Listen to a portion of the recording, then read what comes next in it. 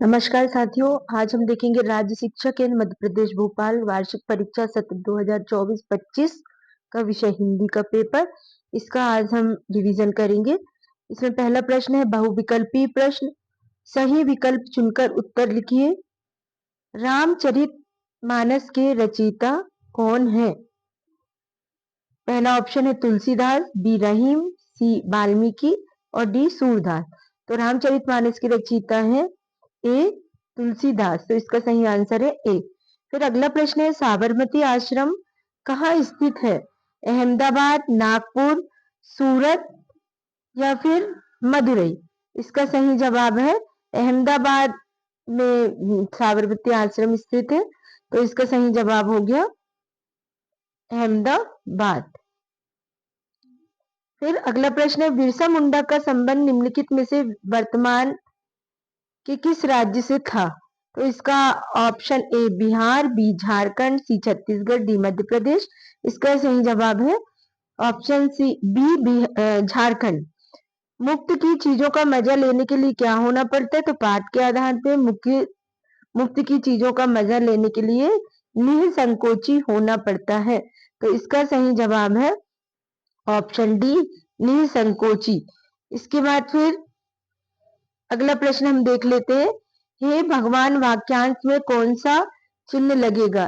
तो हे भगवान लिखा हुआ है, प्रश्नवाचक लगेगा नहीं, पूर्ण विराम नहीं लगेगा, विस्मयादि बोधक। इसका सही जवाब है ऑप्शन सी विस्मयादि बोधक। तो ये इसका हम ऑप्शन सी ले लेंगे, विस्मयादि बोधक। फिर अगला प्रश्न की ओर चलते हैं। अगला प्रश्न है रिक्त स्थान। इसमें पहला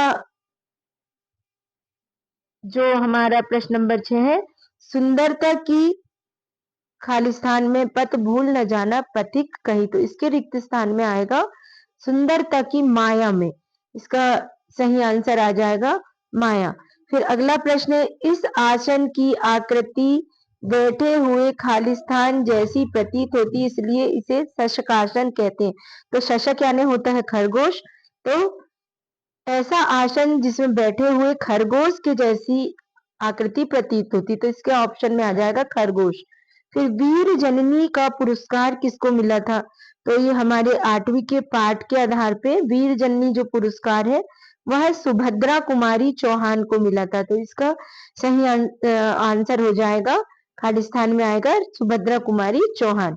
फिर महर्षि परशुराम का जन्म रिक्त स्थान युग में हुआ था, किस युग में हुआ था? तो हम सभी जानते हैं महर्षि परशुराम का जन्म त्रेता युग में हुआ था। अब अगला प्रश्न है प्रश्न नंबर 6, स्वागत का संधि विच्छेद होगा। तो स्वागत का संधि विच्छेद होगा सुधन आगत। सुधन आगत इसका सही जवाब है। इसके बाद अति लघुत्तरीय प्रश्न जो दिए हैं उनकी ओर हम चलते हैं और उन्हें एक बार फिर से देख लेते हैं। ये देखिए, ये संधि विच्छेद जो स्वागत का दिख रहा था, ये हमने इसको हाईलाइट किया है सुधन आगत, तो ये स्वागत हो गया। इसके बाद फिर अगला प्रश्न है शिवाजी ने किसके विरुद्ध तलवार उठाई थी? तो शिवाजी ने मुगलों के विरुद्ध तलवार उठाई थी। इसके बाद अगला प्रश्न था हमारा प्रश्न नंबर 12, सत्याग्रह का अर्थ क्या है?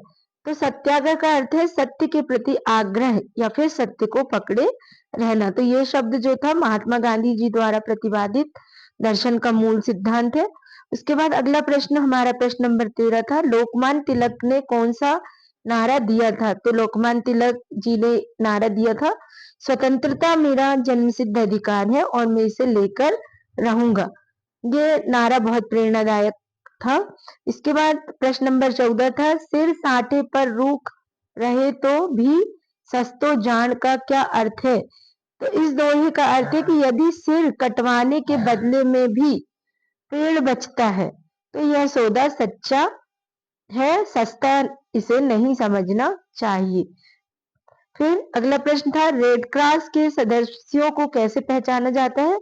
तो रेड क्रॉस के जो सदस्य हैं उनकी सफेद पट्टी पर बने लाल क्रॉस के बिल्ले या चिन्ह से इन्हें पहचाना जाता है। तो ये जो हमने प्रश्न देखे, ये विकल्पीय प्रश्न और रिक्त स्थान और उसके बाद फिर ये हमारे प्रश्न थे 2 नंबर वाले।